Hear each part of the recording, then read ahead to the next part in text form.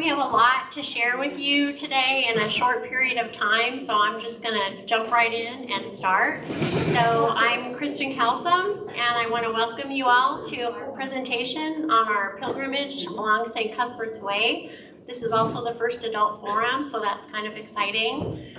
This is my second pilgrimage with Pastor Pat.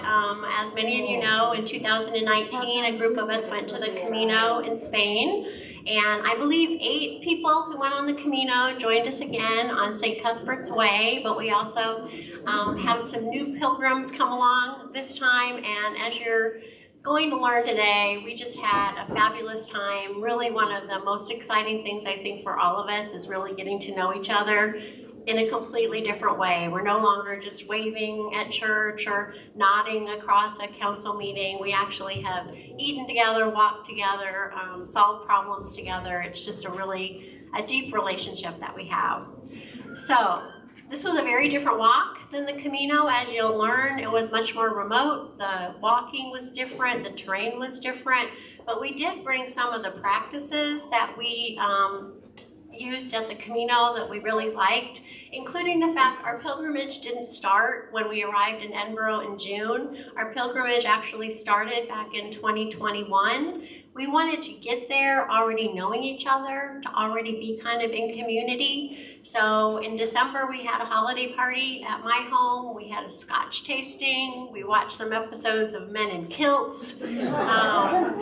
Some people started a 1,000-piece jigsaw puzzle with all the Scottish tartans, which are pretty much indistinguishable from each other, and I was left to finish it, which I did. I actually thought that was my picture I should have brought, was that puzzle. But in January, we went on the 25th of January to Nicholson's downtown.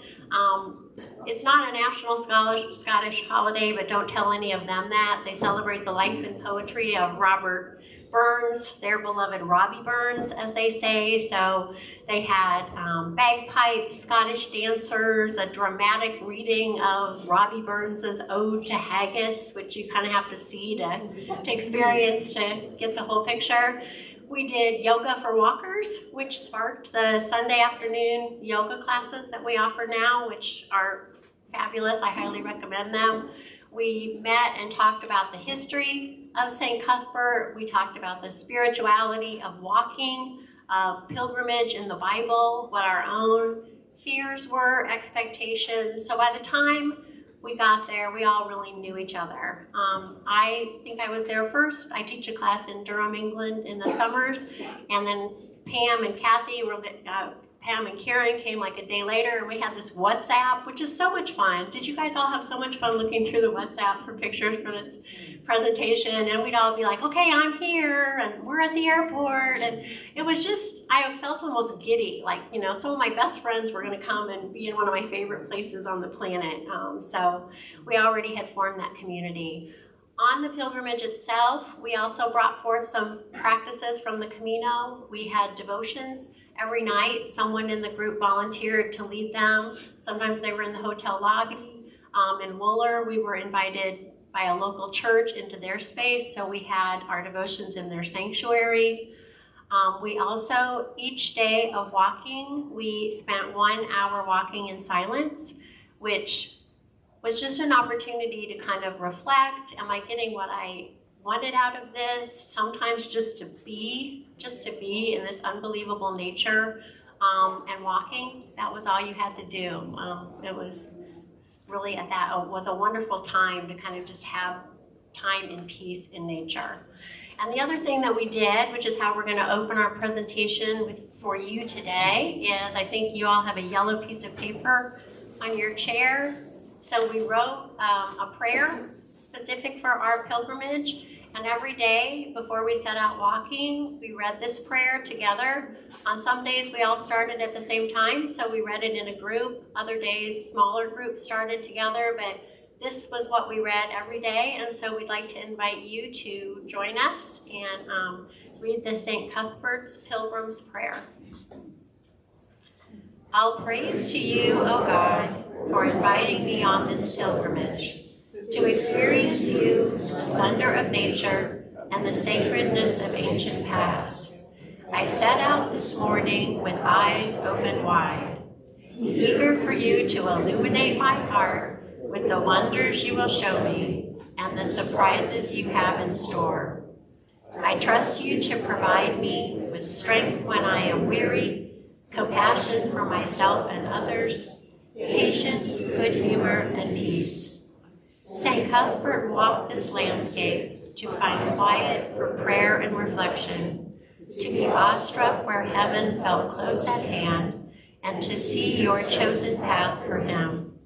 Grant me all that I need to walk like St. Cuthbert. Amen. And I just want to point out before I turn this over to Dick Morosky, that line, to be awestruck where heaven felt close at hand, that comes directly from the writings of St. Cuthbert, who walked these same areas where we were walking. And you'll see some pictures where we tried to capture that for you, but I was so happy to have that in my mind, because some of what we saw, there was just no other way to describe it, but to say that, you know, this is a place where heaven feels close at hand. So now we're going to have Dick tell you a little bit about St. Cuthbert. Saint who? It turns out St. Cuthbert was one of the most important early evangelists and leaders of the Christian church that you've never heard of. By about 330 AD, Christianity was the official religion of the Roman Empire, and Rome was the center of the Christian church. There were Christians in England and a strong Christian presence in Scotland and in Ireland, where the Irish monks were living. But after the Roman Empire fell in 476 AD, and England was occupied by the pagan Angles and Saxons, the Christians left behind were cut off from the Roman Church for the next 200 years. Left on their own and led by the missionary monks from Ireland, they developed a worship tradition we call Celtic Christianity. The Celtic Christians had a very personal and spiritual faith. They saw God's presence everywhere in the nature around them. They were poorer and more humble than the church in Rome, less hierarchical, less political. And they were eager to send missionaries to teach the faith to the common people. Starting at Iona on the west coast of Scotland, monasteries were built across the border areas. In our walk, we saw the ruins of the monasteries at Melrose, Jedburgh, Triborough, and Lindisfarne. These monasteries served as centers of Christian learning and evangelism. Now, the Celtic Christians didn't use the Latin cross. They used a stone-carved Celtic cross, which often had Bible stories carved in the sides to teach the faith. Instead of the, we also produced beautifully illustrated manuscripts. These are some pictures taken from the Lindisfarne Gospels themselves. Instead of the representing the Holy Spirit as a white dove, they used the image of the wild goose. And finally, they revered the so-called thin places in the natural world, like Holy Island, where God's presence felt especially close. Now, this was the world that Cuthbert was born into in the year 634. He became a monk and was trained at the Melrose Abbey, and he felt a strong call to bring the gospel to the people in the villages around him. From his base in Melrose and later in Lindisfarne, he roamed the hillside for weeks at a time, preaching the gospel and healing the sick. For 35 years, he crisscrossed the border areas from coast to coast and up to the northern reaches of Scotland. He was humble, wore rough clothing, and his own caring example won the people over, and they became Christians. In time, he became known throughout the borders as a wise teacher and a healer who cured all sorts of diseases through prayer. People flocked to him. Wherever he went, a crowd gathered to hear this holy man who came to be known as the Fire in the North. Above all, Cuthbert was a man of steadfast prayer. Back up one. There we go.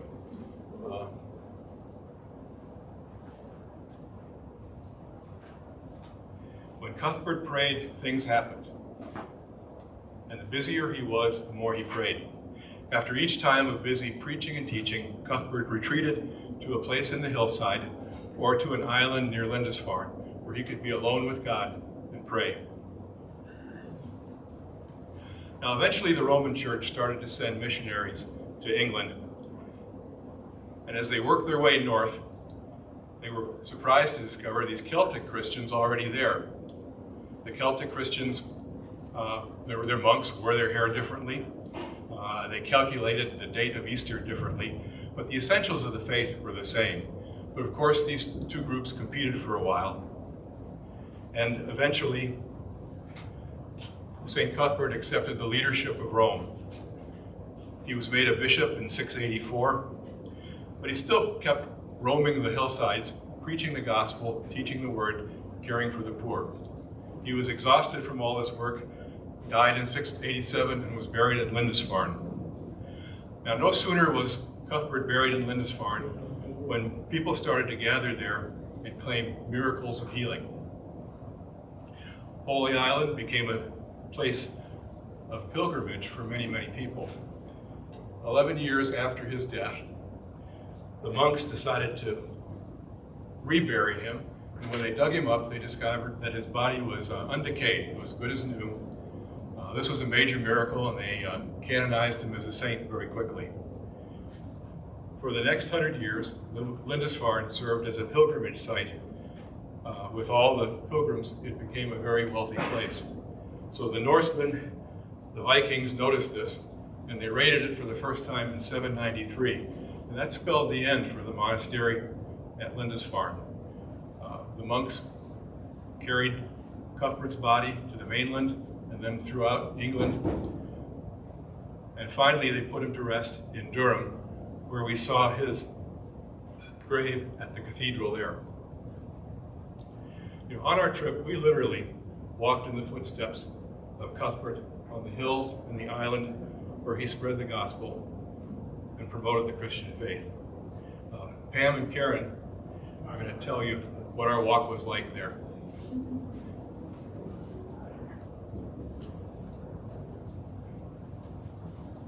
Hi, everybody. Wait for the slide master to catch us up here.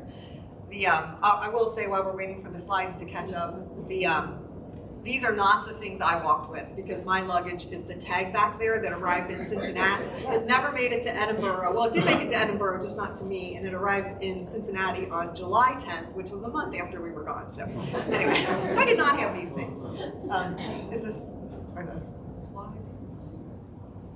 All right, so we're going to talk a little bit about walking St. Cuthbert's Way. And so just to kind of frame it for you, if you're familiar with Edinburgh, you can kind of see it right up there towards the top. And then we walked this dark line, which is kind of the border between Scotland and England, is where we walked. This is a little bit more blown up. We started in Melrose and made our way out to the Holy Island, Lindisfarne. These are the cities we went to, the miles we walked. We could talk for an hour on each one, so we won't. We'll just move on to the next slide. So go on. Next slide. Okay, so when we got started, several of us had been on the Camino, which was very well marked and had nice paved roads. This one, not so much. This one we kind of started out all together and said, okay, here we go. And this is what we were met with, a giant stairway with a little tiny sign. And then we'd walk and walk and walk and walk, and occasionally we'd see a post. We were told we were going to walk on a Roman road, so we were really excited. And that was the Roman road with the Roman helmet on it. And then sometimes the directions weren't so great, so we had to make up our own and point to show the people who were behind us on WhatsApp where to go. And sometimes this was a cool marker just because it was the border of England and Scotland. So we walked to the border, so that was the significance of that one. Next slide. And I'm going to turn it over to Karen. So as we walked from station to station, we had various kinds of directions. Some of us had maps. A lot of people had an app on their phone that showed them how to go, what directions to take. But all of us were given this flip book here that when I first saw it, I was flabbergasted by the directions. I'll read one to you. Now the ridge wall bends right downhill before bending back left through another slight col. Who knows what a col is? Bypass a basalt outcrop before continuing gently down the ridgeline, always keeping the wall to your left as waymarked. In mist, maintain the direction northeast as you descend. It seemed ridiculous as we read them the night before. But as we went through the day and we were reading along, it amazingly made sense. So I carried my flip book at all times with my finger on what bullet point we were on. Because it was real easy occasionally to get waylaid from where you were in the book, and you would look down on this particular page. It says, look for the scene below. So there's a picture of a hillside with trees, like every other hillside with trees we saw the whole time. But amazingly, as we came over this ridge and we looked down, I was like getting everyone's attention. Look, it's the picture in the book. We're on the right place. But as we did those things, we went from gate to gate, and it was as if every farmer in Scotland and England got together and said, let's make sure no two gates have the same kind of latch. So every time we got to a gate, we had to figure out how to open it. Did you push? Did you pull? Did you lift? Some we had to climb over as stiles. This particular gate here, we could not figure out how to open it, so I just climbed it. We all just climbed over it. Some of them were kissing gates where you had to push one side up, walk through, and then push it back. It was all very interesting and amusing, to say the least. But we made our way each day, and at the end of each day, unlike on the Camino, we always ended up where we were going to be for the night. On this particular trip, because of the way the countryside is and where the towns are, we occasionally had to come to a stopping point and wait for taxis to take us. There's a whole other set of stories among the taxis, whether they showed up, whether they came early, whether they came late. But we always did each night make it to the next town. What's the next slide? Oh, animals. Okay. Also, as we walked through, mostly we began in Scotland and then we were in England the second half. And as we walked through Scotland, we were often on paths between fields. We went through a lot of fields, but the animals were generally over behind a fence. As we crossed into England, suddenly we were walking through the fields with the animals. So one of the most important points was watch your step. You had to look at where you were going, but you had to very much look down. There was a lot of stuff on the grounds to avoid. And the other thing we always had to be wary of was mamas with their babies. Often we would see a mama sheep or a mama cow with their babies, and we took wide berths around them. You could always tell the sheep in particular were very, they came right up to us and kind of stared like, don't you come near us. Mary always made friends with horses. This is Dennis and Mary. That's Dennis. That's Dennis. The horse whisperer would have a little conversation with him. Occasionally, I don't think we have a picture of it, but there was at least one time where there was a herd of cows leaning on our signpost. So we couldn't see which way we were supposed to go. But we gave them a wide berth and just guessed from our flip book, like which direction we should be heading. So. And as the sign says, they didn't. Our trail mates didn't talk all that much.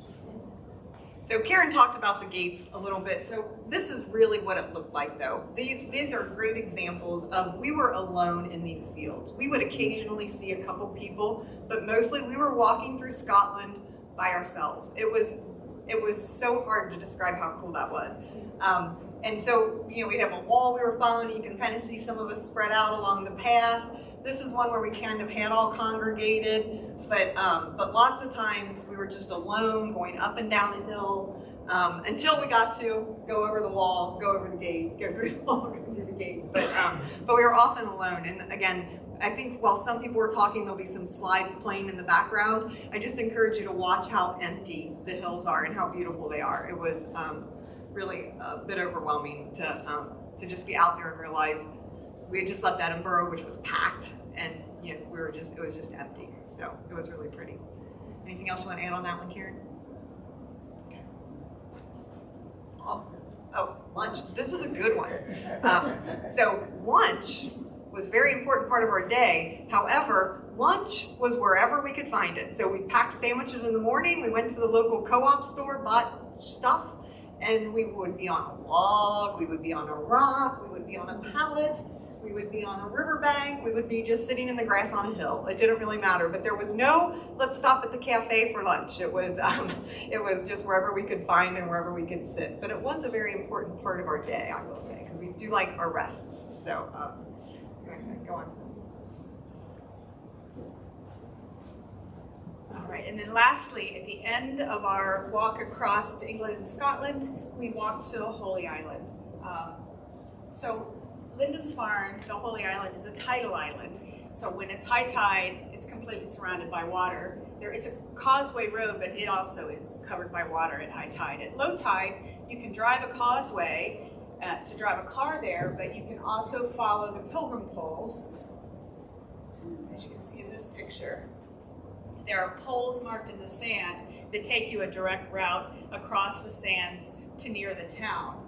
And that would have been how pilgrims back in the day walked to the Holy Island, and also how Cuthbert would have walked there. So as part of the pilgrim experience, it was important that we chose to walk across the sand. Some of us did it barefoot, some of us did it in our socks.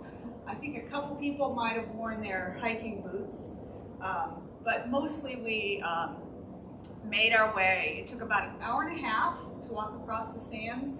As we started out, it was very slippery, very mucky, and it was really scary. We're like, this is going to be like this the whole way. It's going to take us forever. But pretty quickly it became firmer sand, and most of the way it was that. We hit a couple, I think right here is a good spot. We hit some boggy points where there was grass, and there were a few little sinkholes where you'd end up with your knees with this black, mucky mud. So we were all pretty dirty by the time we made our way across. It was wonderful though. At one point I took a video clip, which I wish we had, of Chris Fitz doing a little leprechaun, what is that called? Kick up your heels on the sand. That was pretty athletic. I was pretty impressed, actually, when he did it. I actually made him do it again so I could video it again. Took us, like I said, it took us about an hour and a half to walk across the sands. And then when we all got to the other side, we spent a few minutes helping each other wash off our feet, gathering our things back together, and we were able to get a group photo there. So. And a few folks were really, really slow. As Karen herself points out, it just took a little more time to really enjoy the experience of the crossing. Once we were on the Lindisfarne Island, we were there for another full day and a half, so we were able to walk it, see it, enjoy the abbey there, the church, and the little town. It was a lovely time. We also had a little bit more time there to gather for our devotions. Is that it? Have a wrap up? Go ahead and take that. All right. Yeah. I would like to, here we go. I'd like to invite Chuck to come forward. He is going to share with you, we have a few people who are going to share why the pilgrimage was meaningful to them. Chuck Frank, our first guy. So you can see from the slides it's very green there. As I walk Cuthbert's Way, I admire the beauty of the green fields, the green forests, and the green hills. And I ask myself, is green God's favorite color? I should have said that a little faster. Humans have sent man to the moon, but none of our inventions rival the world God created. We really can find God in nature. I often find my spiritual life gets shoved in the corner of my busy life, and the pilgrimage gave me a time to examine my relationship with God and pray for God's guidance. We know that the church should be a community, And the pilgrimage gave us an opportunity to get to know each other and to form a community of friendship. The community has lasted after we returned from Good Shepherd. It was fun seeing people today and saying hi and renewing our friendship. I know some people think, should I do this? And we all have self-doubts about, the mileage and the like. Can I walk this far? Well, both on the Camino de Santiago and on St. Cuthbert Way, everybody finished. Everybody made it to the finish line. And we have this community of pilgrims that support each other and help us along the way. I could have taken a cruise or spent a vacation at the beach. The pilgrimage gave me an opportunity to appreciate God's creation, examine my spiritual life, and to bond with my fellow believers. I have wonderful memories of making it up to the top of a long hill. In fact, Mary Adams and I got lost, and we went into the top of another hill. I got us lost, Chuck got us lost. But you were bonded forevermore. We're bonded forevermore of our adventure. And the tidal basin, walking on that muddy land to the Holy Island, is something that I'll always remember.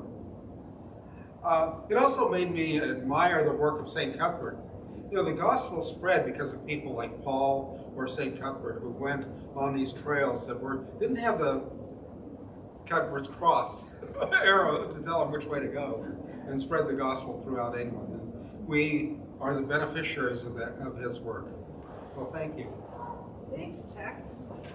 I think the next person is baby Amanda. There she is.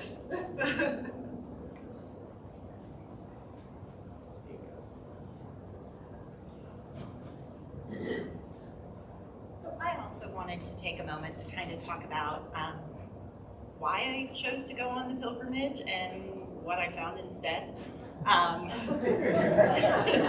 So when asked by friends and family why I chose to join a pilgrimage and walk St. Cuthbert's Way, I've come to realize that my initial reasons for going are not the reasons that I'm glad I went. Initially, the trip to Scotland piqued my interest as my husband is of Scottish descent, and we both enjoy walking and hiking.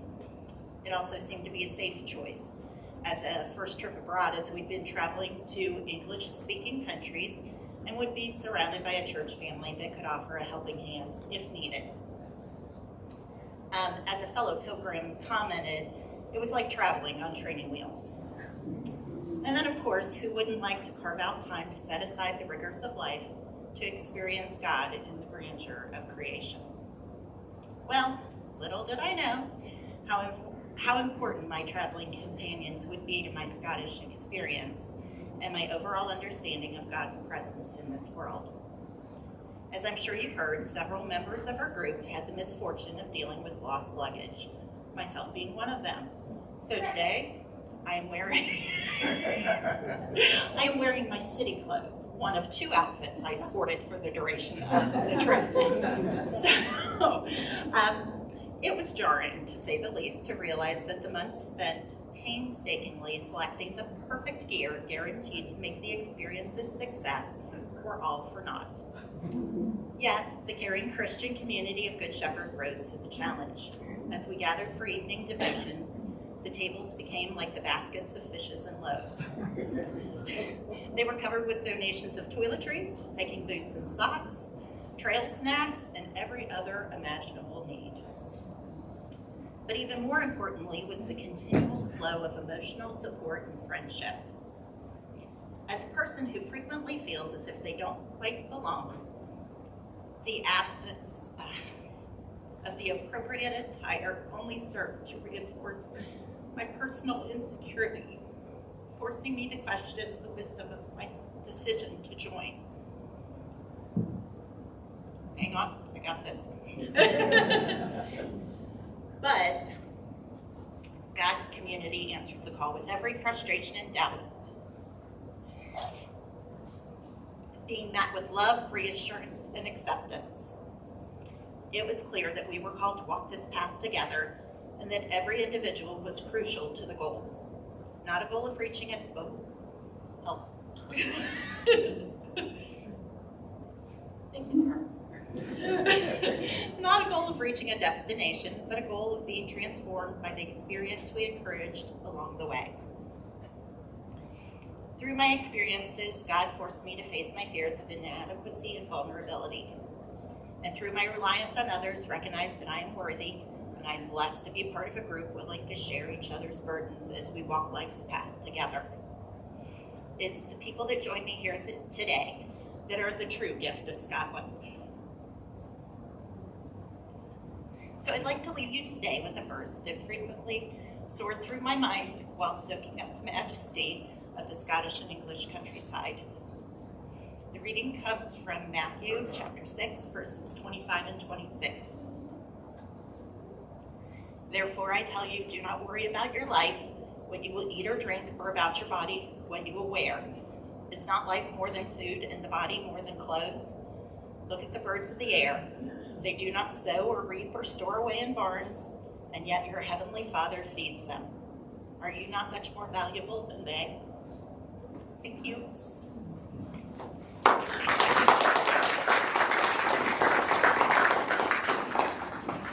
Karen? Thanks.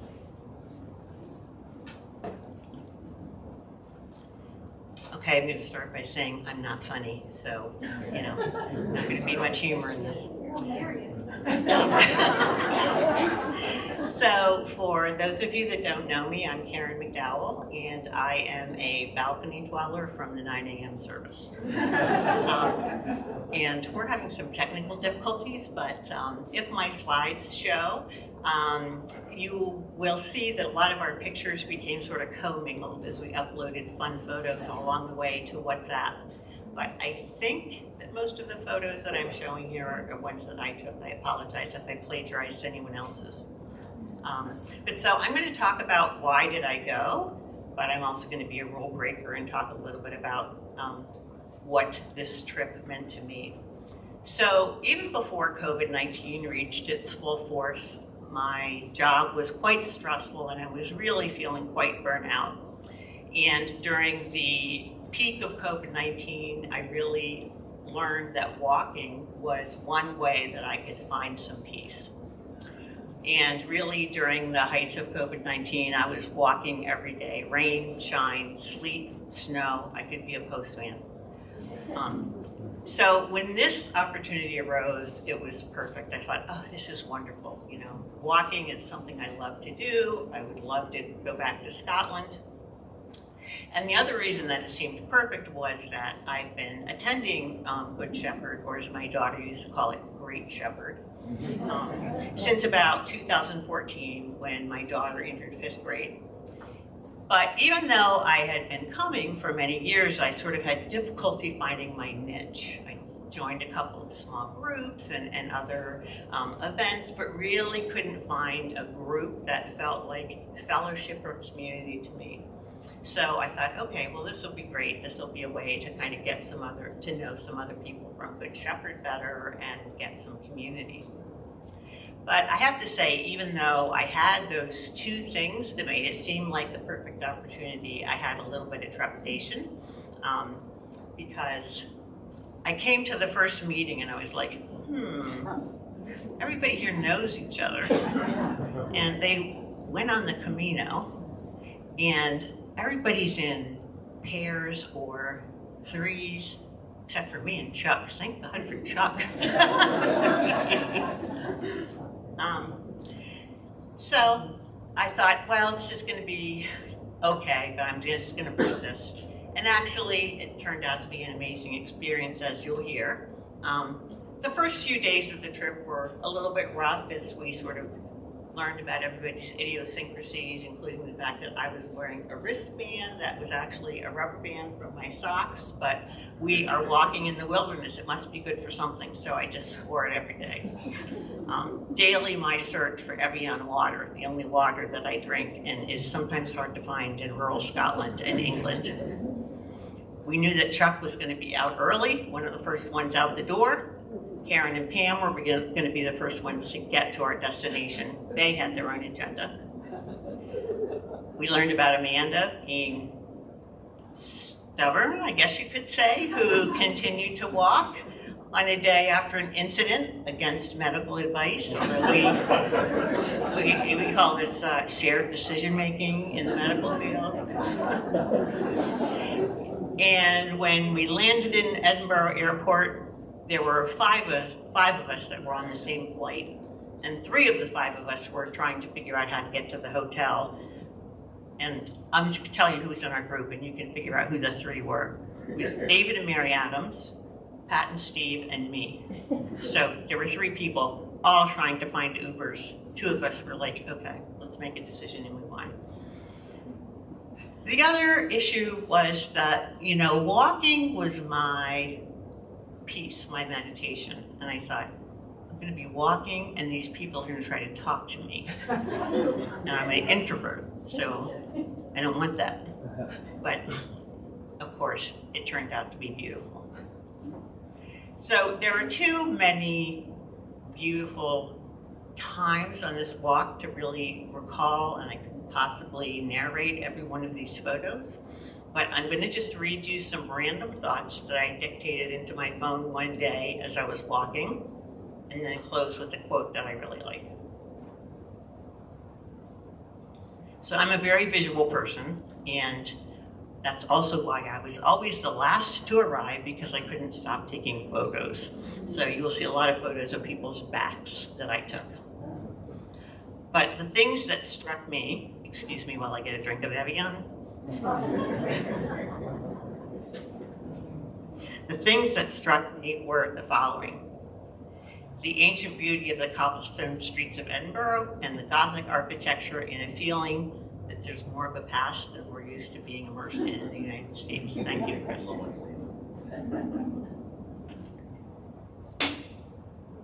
The unexpected rigor of climbing Arthur's Seat, which is the large squared-off hill behind Holyrood Palace. And at the top, I was rewarded by 50-mile-an-hour winds, driving rain. But then it cleared, and there was an amazing vista of the Firth of Forth and a late sun coming through the clouds. There were white birches against ancient gray stone walls. There was vast sky with endless shifting of clouds and light creating infinite colors of green on the hills and the fields. Who knew there were so many shades of green? Even someone that grew up with Crayola Crayon 64. There were the 3 Eildons, which were the hills that seemed to follow us as if they were watching over us for miles and miles. It was even after we had braved their heights on the first day, as we turned off a city street, town street, went down some steps, crossed a bridge, and then just looked up, up, up as the path went. Sort of an unexpected hardness very early in the trip, but following that we were able to come down and follow the lazy river Tweed with rushes and grasses on the banks, different wildlife on display, including wild swans with their cygnets, wild blue herons, and there was also, especially along the river Tweed, but also on the top of the hills, there was a silence, except for the sounds of the birds or the current of water or the rushing of the wind.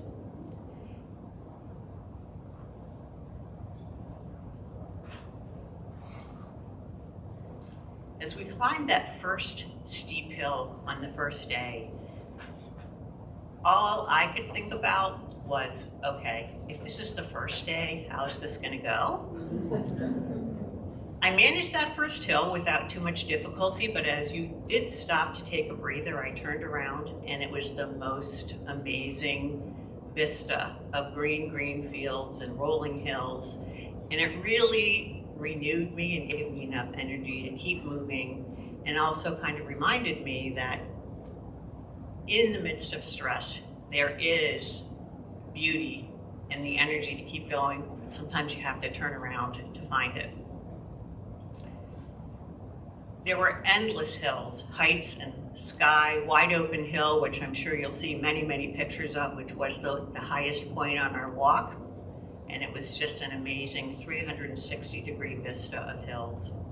It was such a reward to see the vastness and the infinity of God's creation, And the beauty at the top of Wide Open Hill made some of us break into song. And for me, the beauty itself was just beyond compare. It was like a prayer to me to keep seeing these vistas, every crest, every turn. And that's why I just couldn't stop taking pictures and why everyone was always waiting for me. There was also the pure joy of seeing a taxi coming around the bend and get home, as we had really hoofed the last 10 miles of the 14-mile day because of a little stop that we had to take while we were waiting for a mountain rescue. And when we got to the Holy Island, who knew that the North Sea was actually turquoise and Caribbean blue? I had always pictured it as being gray and forbidding.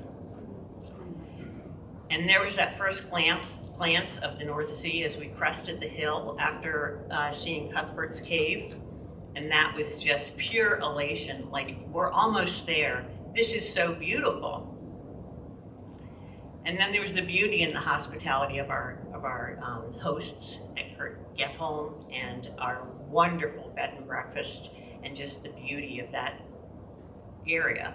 There was the stunning beauty of a sunset as I walked back at 9:30 at night by myself after walking to the border between Scotland and England after dinner. And who knew that walking across tidal mudflats could be a spiritual experience?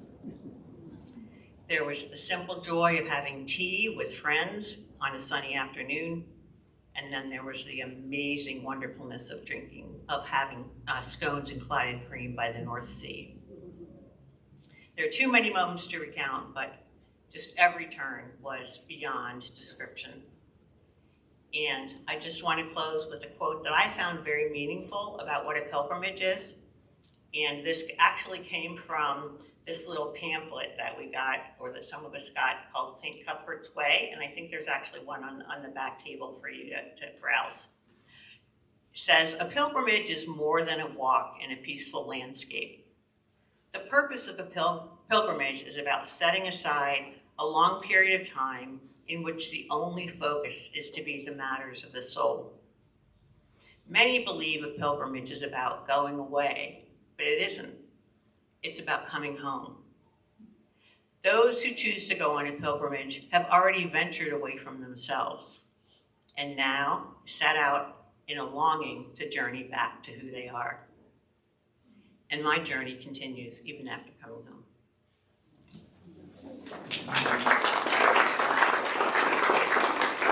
I'm going to invite Danelle up, and then we have two other speakers. I'm looking at Julia, and I know Vicki, and you guys are going to have to keep it short because it's almost 11 o'clock. And I hate to say that. So after we completed our actual walk, a lot of us chose to continue our journey going on to Durham, England. And the purpose of that was to see the Durham Cathedral. And Kristen had arranged for us to have a tour there. And it was significant because that was the final resting place of St. Cuthbert. So the tour was given by Lillian, a 92-year-old scholarly, delightful person who was such a good tour guide that she had won an award from Queen Elizabeth. As we started the tour, we were interrupted by the chaplain over the intercom, who thanked us all for coming and who gave a special welcome to the Pilgrims from Good Shepherd Lutheran Church in the United States. That was pretty special. He then led us in the Lord's Prayer, which we came to realize was an hourly ritual. They did this every hour.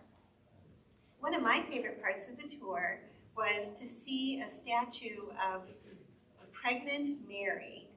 And Lillian loved that statue, and as she talked, she would stroke Mary's face and her neck. And then, much to my surprise, she invited us to come up and touch Mary also. It must be a mother-to-mother thing. I don't know. My hand went to her pregnant belly. And the thought, even though she was made of wood, but the thought that baby Jesus was cradled in that womb underneath my hand just literally took my breath away. So at last, we reached St. Cuthbert's shrine, and we climbed the steps and entered in single file. As we were entering in, the chaplain interjected again and led us in the Lord's Prayer. I don't know if Lillian timed it like that or if God timed it, but the timing was beautiful. Once we were in there, Kristen was given the honor of lighting a candle and putting it on the shrine, right on the floor of the shrine, and that was to represent our group and our pilgrimage. As I walked on St. Cuthbert's path, one thing that occurred to me was that these saints of old are people of God who lived out their faith in beautiful ways. And it was good to walk in their paths, physically and spiritually.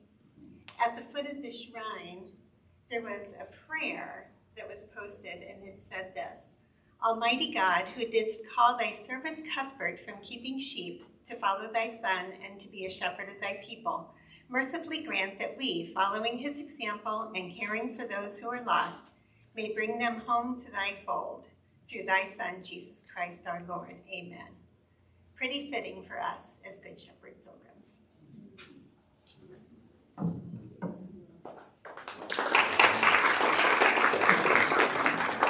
Julia and Vicki, do you want to come up? And if anybody needs to leave to go to worship, you're welcome to.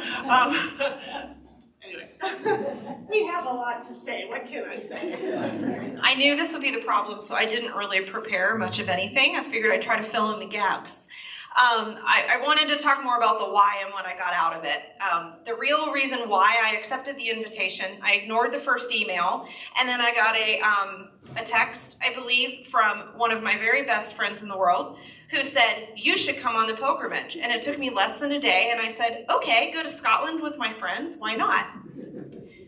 But it was so much more. As always, I went into the pilgrimage, into this journey, looking for that mountaintop experience. I remember Pastor Jess used to preach about that, or he did, and that stuck with me, and I was looking for that amazing mountaintop experience. I didn't get it, but God always knows what I want. He knows what I need. He ignores what I want, and he knows what I need. And what God gave me in that pilgrimage, first off, was 18 days with two of my best friends in the world. But now there were 19 of us, and I have this whole new family. Some of the people I knew, some that I didn't, but now I feel like each and every one of those people are like family to me. I have another group of God-loving, sharing people that I can go to when I'm in need, or I just need joy, or whatever it may be. Those people are there for me and will pray for me, and walk on any journey with me, not just St. Cuthbert's Way. But even more personally, what God gave me that I left Scotland with was a sense of peace. And you've heard a lot of the pilgrims talk about that. I left work at home. I left being a mom at home. I left all that busyness, and I spent that entire trip, that entire pilgrimage, living in the moment and enjoying the peace and quiet of those wide open spaces with, like they said, no roads, no cars, nothing but the wind and people that you love with you. And when I now come home, I know I need to spend, God told me I need to spend time and take care of myself. And when I find myself in those busy moments, I can take myself back to the top of Wide Open Hill. One of those places, or just when the 19 of us were gathering and sharing, I can go back to those places and find that peace again. So I'm hoping I will carry that with me for a long time. And I'm just going to share 2 quick Bible verses as well about how our group connected. That 1 may be overpowered, 2 can defend themselves. A cord of 3 strands is not quickly broken. Ecclesiastes 4:12. And then Ecclesiastes 4:10. If either of them fall down, one can help the other up, but pity the one who falls without anyone to help them up. And none of us struggle with that ever again.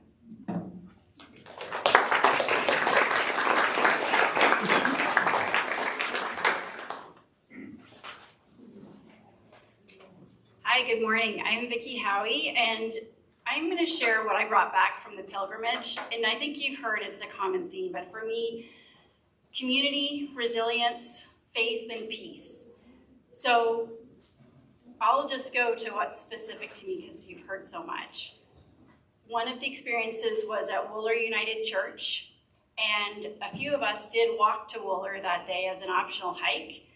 And after that, if this video, okay, so I'm gonna keep talking. You've seen so many pictures, but in this expanse on that day, at one point I stopped and I looked around and all you could see was green meadows and hills, the blue sky, and it was as if heaven met earth. It was undescribable.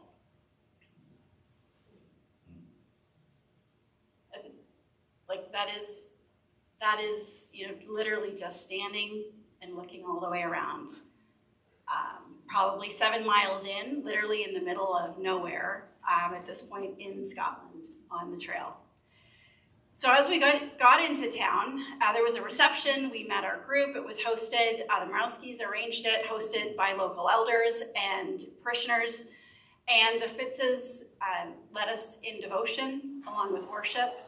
And it was there that I really felt even more of a kinship with our group. And you could just feel the bonds that were growing for those of us who didn't know each other well, and those who did. Coming to the trip, we were really deepening our relationships. And so as we get to, you know, what happens as I came back, what did I bring back from this trip, being a world away from my children, managing the surprises and challenges.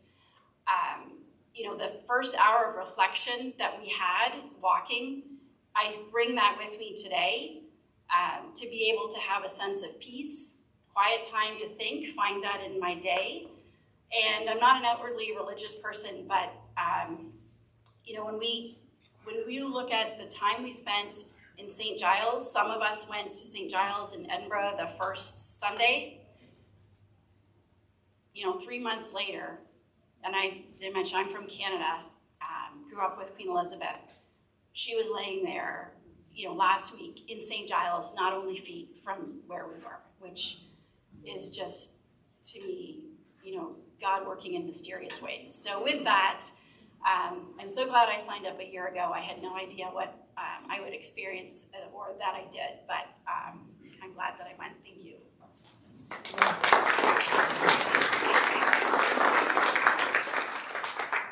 I'm just going to say a few words. First off, I'm so glad we were all able to walk together, and I find that walking together transforms people. It builds friendships, it builds community.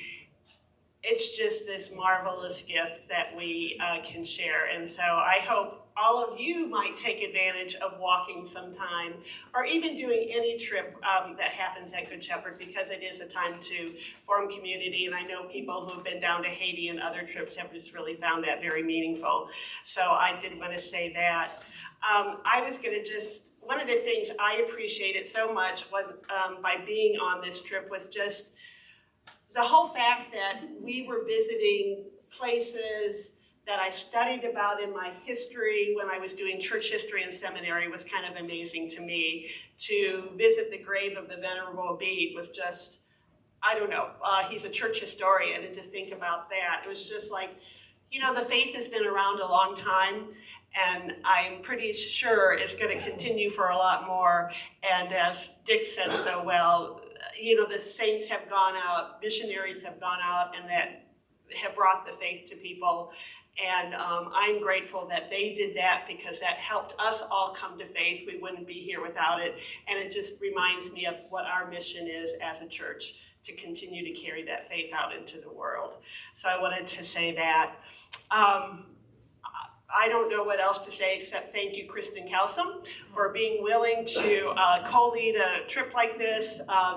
What a gift that you have helped me bring to the congregation, so thank you for that. And I thank you, all the walkers who were willing to walk. I'm going to close now, and we wanted to end today with sending. And Kristen happened to be in the cathedral in Durham at evening prayer.